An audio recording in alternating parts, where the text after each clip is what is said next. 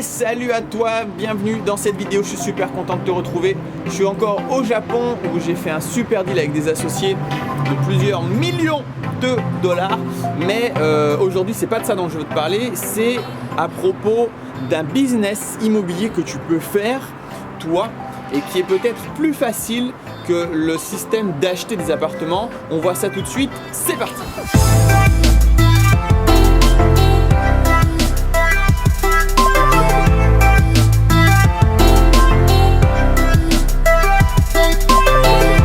Déjà, il faut que tu saches, je suis en train de filmer avec un gros appareil photo et j'ai pas d'équipement, donc je l'ai à bout de bras, c'est super lourd, donc je vais essayer de faire court. Il y a un moyen, tu vois, on parle beaucoup d'immobilier sur cette chaîne, d'acheter des appartements, des maisons, de éventuellement les rénover, de les louer, de les revendre, etc.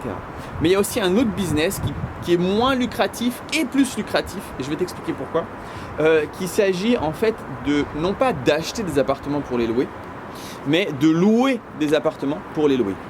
Alors évidemment, il faut que tu aies l'accord du propriétaire, mais si tu as l'accord du propriétaire, tu peux enchaîner des biens à une vitesse de dingue, puisque tu sais que quand tu achètes un appartement ou une maison ou n'importe quoi, il va falloir attendre environ 3 ou 4 mois avant effectivement d'avoir les clés pour pouvoir commencer à faire les travaux, pour pouvoir commencer à louer, etc. Donc il y a un temps qui est assez lent.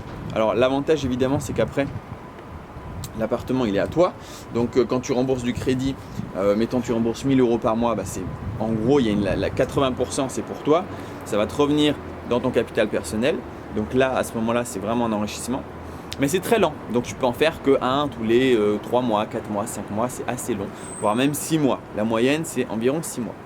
Mais ce que tu peux faire aussi, c'est tout simplement de louer des appartements, et en louant des appartements, avec l'accord du propriétaire et uniquement avec l'accord du propriétaire, tu peux enchaîner des biens toutes les semaines si tu as envie.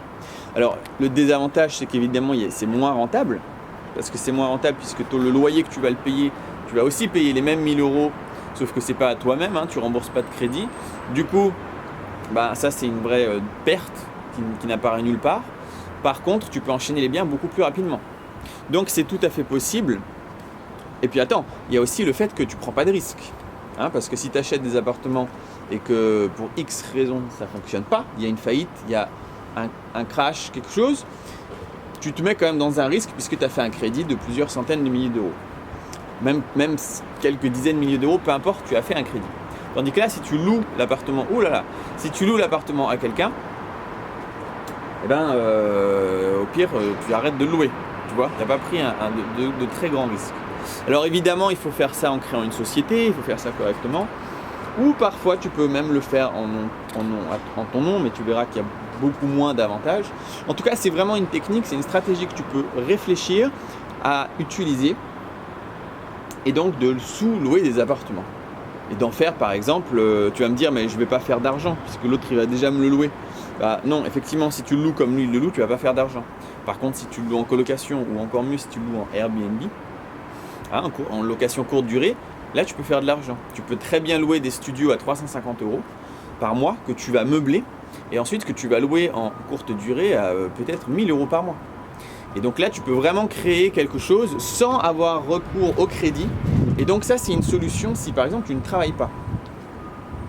Et ce que je veux dire quand tu ne travailles pas, c'est que si tu n'as pas de CDI, parfois c'est très bloqué pour faire un achat à crédit.